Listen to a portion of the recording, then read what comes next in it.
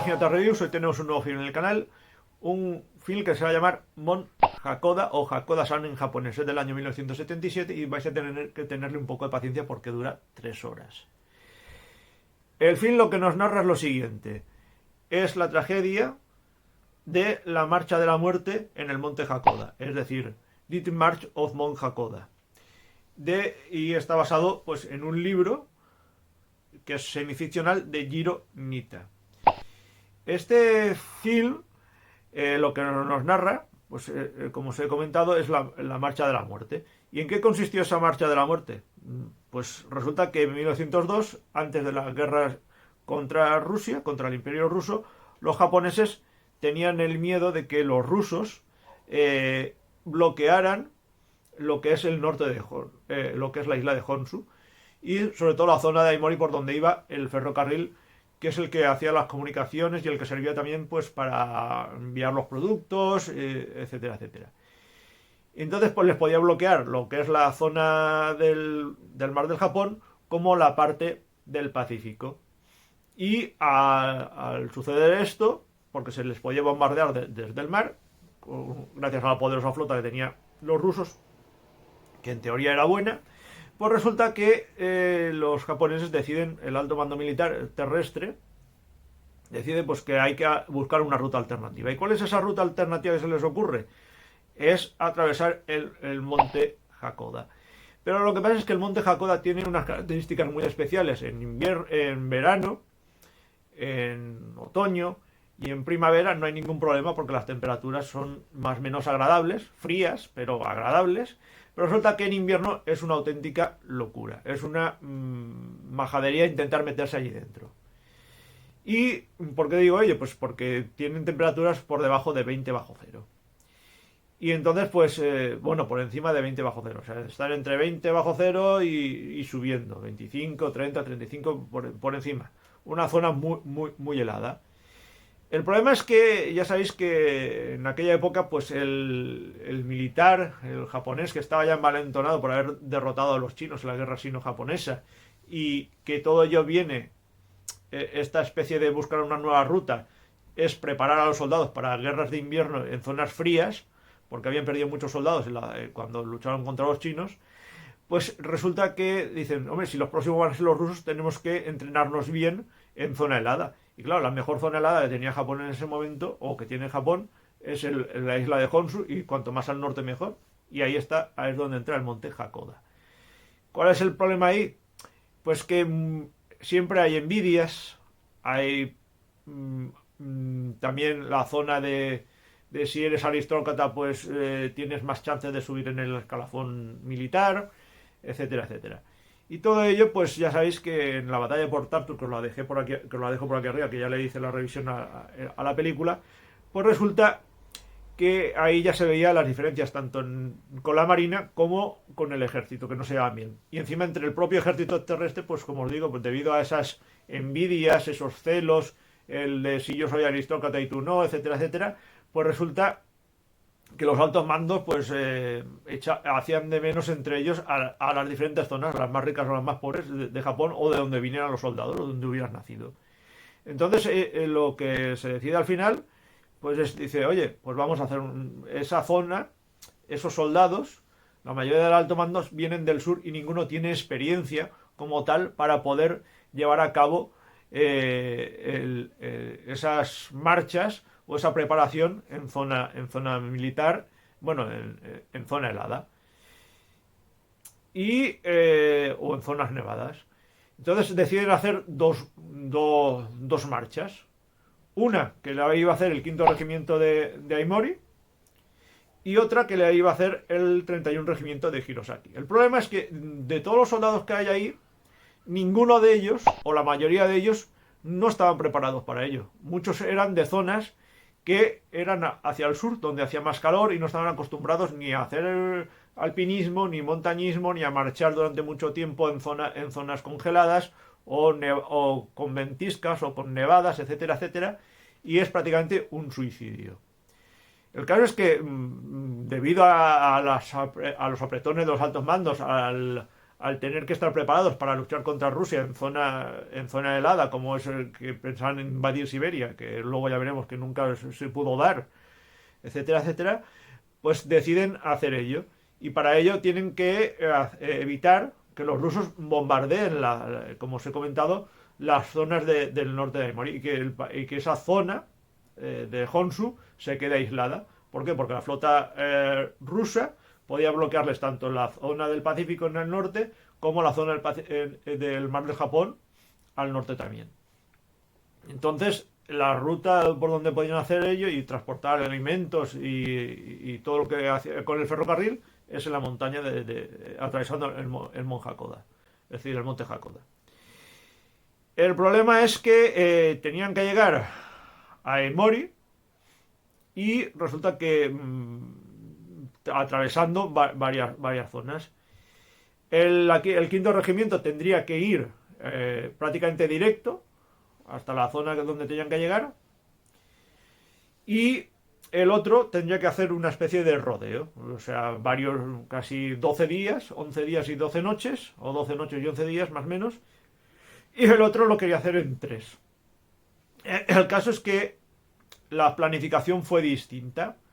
Mientras que el 31 Regimiento se tomó prácticamente la zona, todo ello más en serio, es decir, escogiendo guías y haciendo más o menos lo que se podía en aquel momento para que los hombres pudieran marchar y no congelarse y preguntando en la zona, resulta que el quinto regimiento pues no lo hizo así. El quinto regimiento, debido a las envidias, a las presiones y al tener que hacerlo el viaje más corto o la marcha más corta, pues decidió escoger a más soldados y en total fueron 210. El resultado, como os podéis imaginar, fue un fracaso para el regimiento quinto de Aimori. El otro pues consiguió completarlo perfectamente, sí, sufriendo un montón, pero lo consiguió completar. Y ahí se ve pues la ineficacia de tener unos mandos pues demasiado aristocráticos, demasiado crecidos y que peleen los de abajo como siempre. El problema está en que este film te lo hace de una manera que está basada en la novela Death March of Mount Hakoda de Jiro Nita, pero lo hace de manera semificcional. Y cuando digo de manera semificcional es que cambia los nombres a los personajes reales, ¿vale? Se hizo de esa manera. La película tenéis que tener un poco de paciencia, son casi 2 horas 50, 169 minutos, y tiene unas características especiales. La característica especial es que se rodó durante 3 años, con unas condiciones climáticas espantosas, con temperaturas entre 20 y 30 grados bajo cero. Muchos de ellos tuvieron, por ejemplo, el protagonista, que es Kenta Kakura, tuvo que vender su coche y también su piso para poder mantenerse, porque imaginaos 3 años de rodaje sin poder hacer a lo mejor más películas o lo que fuera, pues constituía prácticamente una ruina.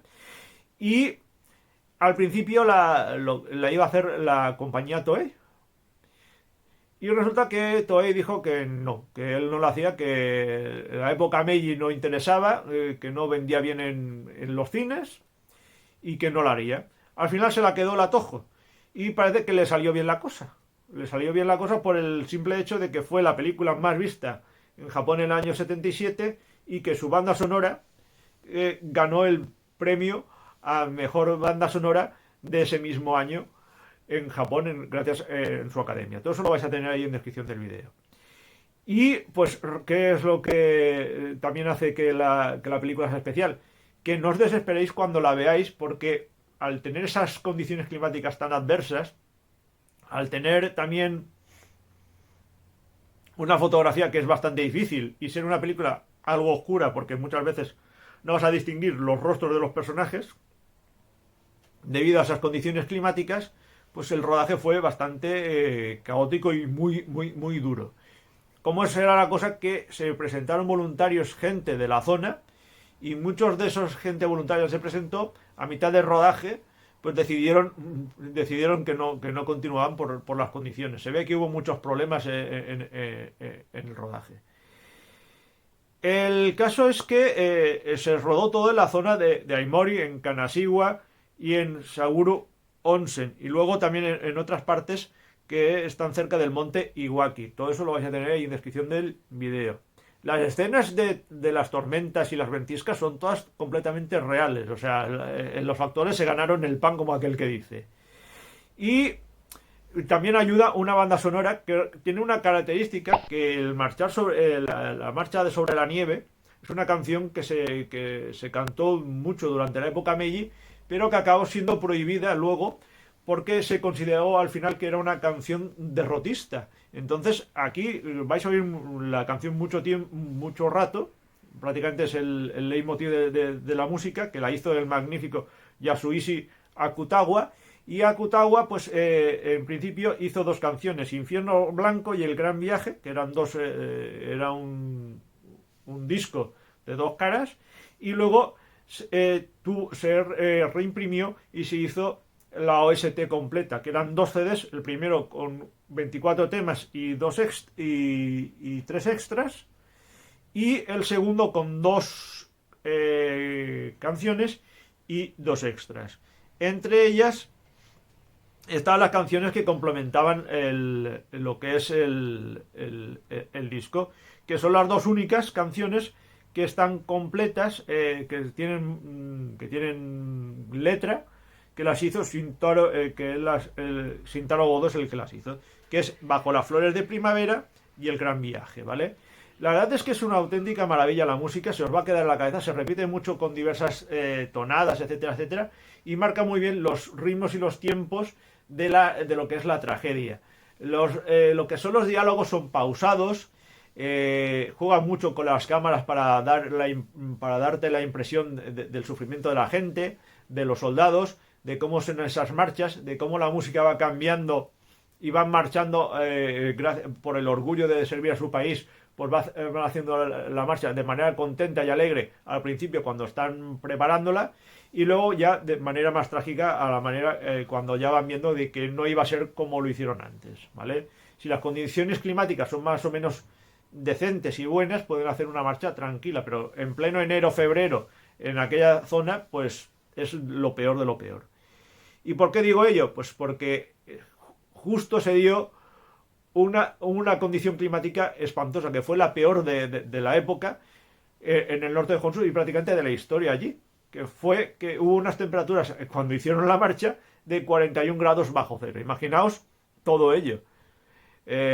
Y la mala preparación que tenían.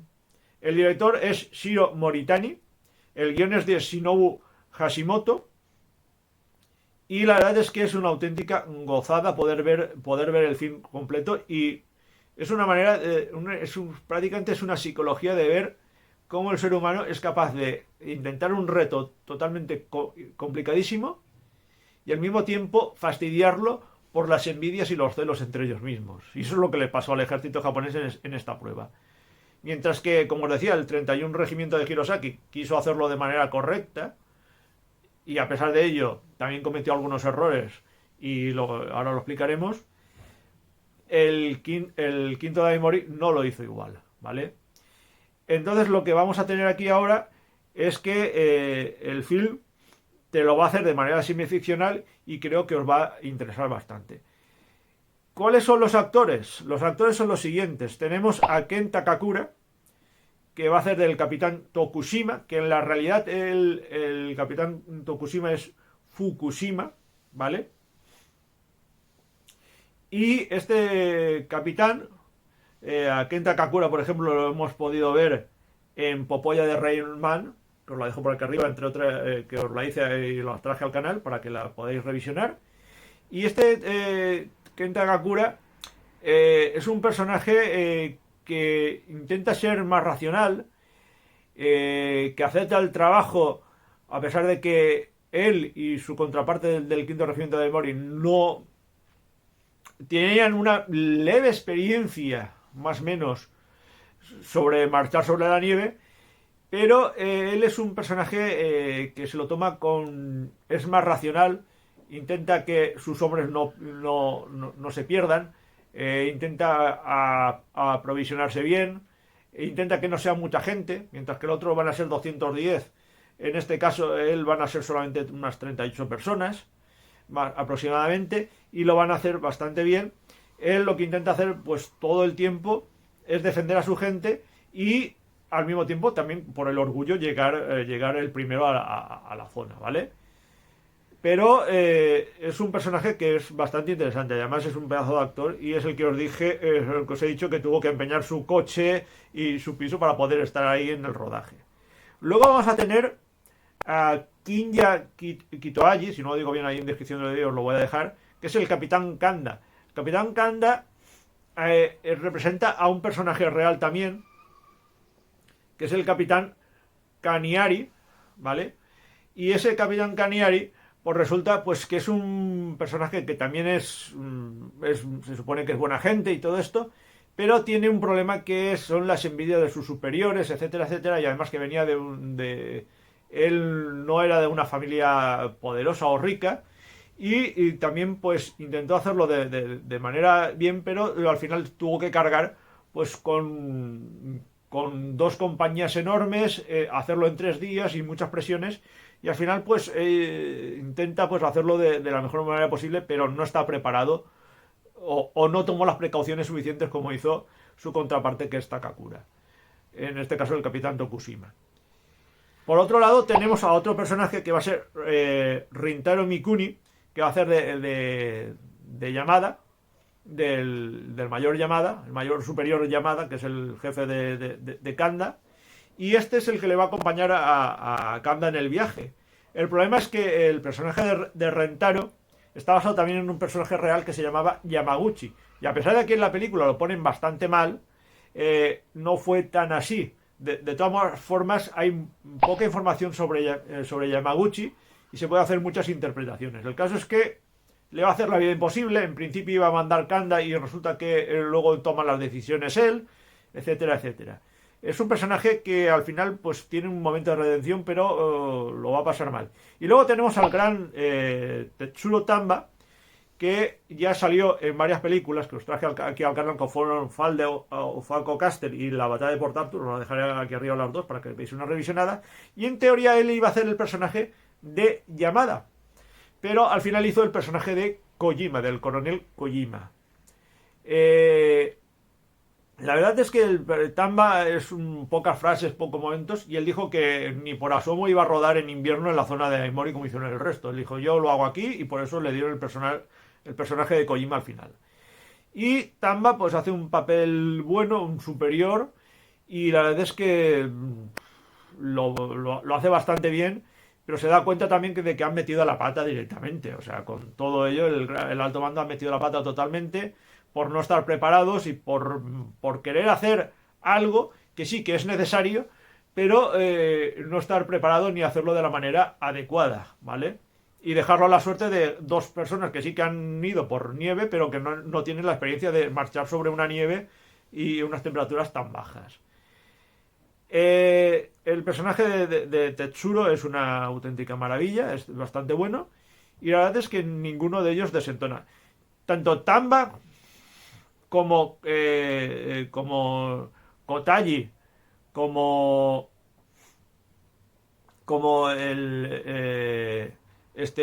Rentaro, los tres salieron en una película, y eso por si lo queréis lo podéis buscar, que se llamó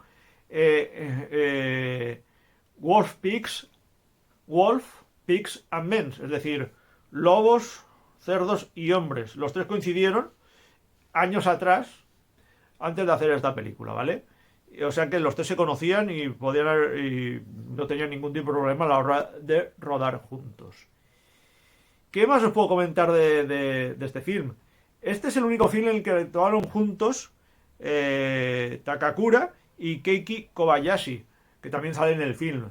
El director, como os había dicho, es Shiro Moritani, y a Moritani hay varios films que lo podéis conocer, como es Yuch and Jeopardy o Shioashi, ¿vale? ¿Qué más os puedo comentar? Pues bueno, pues que el film lo que nos viene a representar es las envidias, los celos, la preparación bélica inadecuada, los errores médicos a la hora de poder tratar a la gente y sobre todo el no escuchar a los aldeanos que habían allí en la zona para que les decían que era una auténtica majadería subirse al monte Hakoda en aquellas condiciones y más en enero y en febrero. Y eso se ve muy bien reflejado en el film porque hay varias escenas en que le preguntan a una persona mayor de allí y le dicen no suban en esta época porque no va a volver nadie ha vuelto en esa época, ¿vale? Y mientras que el del 31 Regimiento de Hirosaki sí que más o menos hace caso, el otro, debido al personaje de Rentaro, que es el personaje de Yamada, pues no les hace caso y no cogen guías, se fían de las brújulas, etcétera, que iban a saber los aldeanos de allí, que ellos son militares preparados, etcétera, etcétera, y no les hicieron ni caso. El resultado, pues, es obvio. El resultado es que de esas 210 personas que llevaba el regimiento el quinto regimiento de Aomori, pues resulta que solamente regresaron de esas 210, pues murieron 199. Para que veáis cómo es el asunto y cómo es el no hacer caso a personas expertas o a gente que vive allí. Ahí hay un personaje muy importante y del cual vais a ver una estatua, que veréis la foto por aquí, que es de Fusanasuke Goto, que era un caporal, que gracias a él se descubrió y pudieron rescatar a las personas que sobrevivieron. De esas personas que sobrevivieron, de ese total, murieron 6, ¿vale? Y aquí se le va a representar como el caporal Eto, es decir, el cabo Eto, ¿vale? No le pusieron el nombre real. Si queréis ver los nombres reales y la historia también contada ya de manera no semificcional, como una especie de documental, hay que verlo, que tiene el mismo nombre, que es Monja Koda, pero es un documental que no está a la venta y no ha salido con subtítulos en inglés y por tanto tampoco está a la venta, solamente se puede comprar en japonés puro, que es el documental del año 2014, que ahí sí que tienen los nombres reales y se cuenta la historia pues de más o menos adecuada al mismo tiempo. También hay alguna controversia porque dicen que el personaje de Takakura, el capitán Tokushima, que en realidad era Fukushima, pues resulta que sí que le preguntaron si había visto a alguien a la hora de bajar, de llegar si había visto a la gente del quinto regimiento. Dice que sí, pero prohibió, y eso se ve en el film, prohibió que se hablara de lo que habían visto sus guías al resto al resto de la gente e incluso a sus familias. ¿Por qué? Pues porque seguramente por el orgullo que tenía, por el orgullo que había en la época, pues seguramente lo hizo para quedarse él con el mérito de haber cruzado todo aquello. Y hay varios libros, que hay uno que es La verdad sobre el monte Hakoda, que lo explica. Pero ahí en el film sí que se vio y eso es importante. Este film se vio en el año, se remasterizó y decidieron remasterizarlo, pero no en 4K, pero no decidieron tocar ni la fotografía o lo que es el resto de cosas de la película, para que se viera de una manera más o menos más auténtica y como se había rodado. Sí que intentaron mejorar un poco la claridad para que las imágenes y las caras de los personajes se vieran más, pero decidieron no hacerlo del todo potente, ¿vale? Utilizaron 4K y todo eso. Si os interesa también, hay una zona que es el Museo Dace Abeno en Saihata, en Aomori, donde ahí está todo explicado y ahí es donde pues se habla sobre esta tragedia y es un museo bastante bonito que ahí os dejaré información en la descripción del vídeo. De la OST, de los actores y demás información ahí en descripción del vídeo, leeroslo, que os va a interesar mucho y vais a tener muchas cosas para poder ver ahí. Y poder aprender muchísimas más cosas.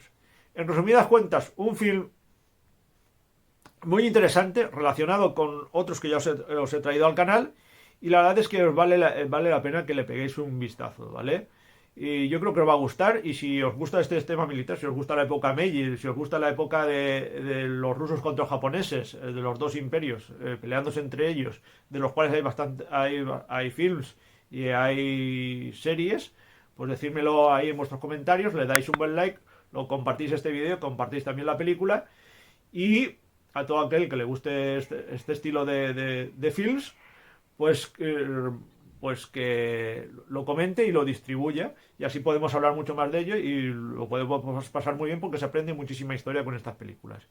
Y finalmente, pues lo de siempre, ahí están mis redes sociales para que me contestéis ahí todo lo que queráis o me escribáis ahí todo lo que queráis, que yo siempre respondo a la mayor brevedad posible. Por acá abajo va a aparecer el correo electrónico por si queréis comentarme algo más en profundidad, de que queréis saber más en profundidad sobre este film y todas las reviews que voy subiendo al canal. Y finalmente, ahí está el botón de suscripción si os interesan mis vídeos y la campanita de suscritos si queréis que YouTube os avise, Naginata ha subido un nuevo vídeo, ¿por qué no vais a verlo? Nada más, espero veros en el próximo vídeo y nos encontramos en él. Muchísimas gracias y hasta la próxima.